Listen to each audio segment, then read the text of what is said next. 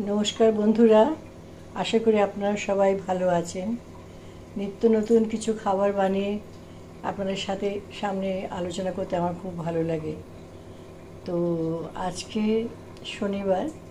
শনিবার দিনটা প্রায় সবারই ছুটির দিন করে থাকে। একটু মুখরোচক, একটু হেলদি, একটু টেস্টি খাবার সবাই খেতে ভালোবাসে। সেই জন্য আগের দিন থেকে ভেবে রাখতে হয়, কারণ একটা রান্না করে সবাই বলবে খুব ভালো হয়েছে, কিন্তু তার প্রস্তুতির জন্য আগে থেকে সব, যেমন এইটা আজকে বানাচ্ছি গাজরের আর স্প্রিং অনিয়নের পরোটা। খুবই সুস্বাদু হবে। হ্যাঁ, তার মধ্যে একটু গোটা জিরে দিয়েছি, আর নুন, আর অল্প করে তেল। হ্যাঁ, তো এই দিয়ে ডোটাকে মেখে রেখেছি। এইগুলি জোগাড় করতে আমাদের অনেক সময় করতে ইচ্ছে হচ্ছে, অথচ ফ্রিজ করে দেখি স্প্রিং অনিয়ন নেই, গাজরও নেই। তখন মনটা একটু খারাপ হয়ে যায়, ভাবলাম করব, অথচ করতে পারছি না।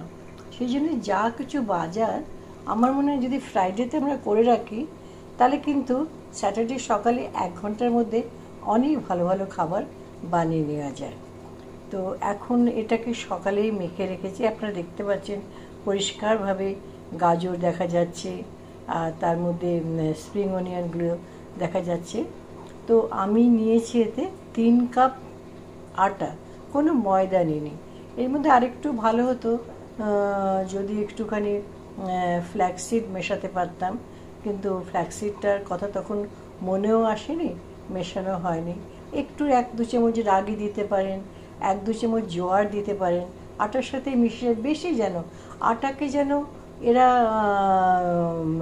উপরে না যায়, মানে একটু মেশানো থাকলো।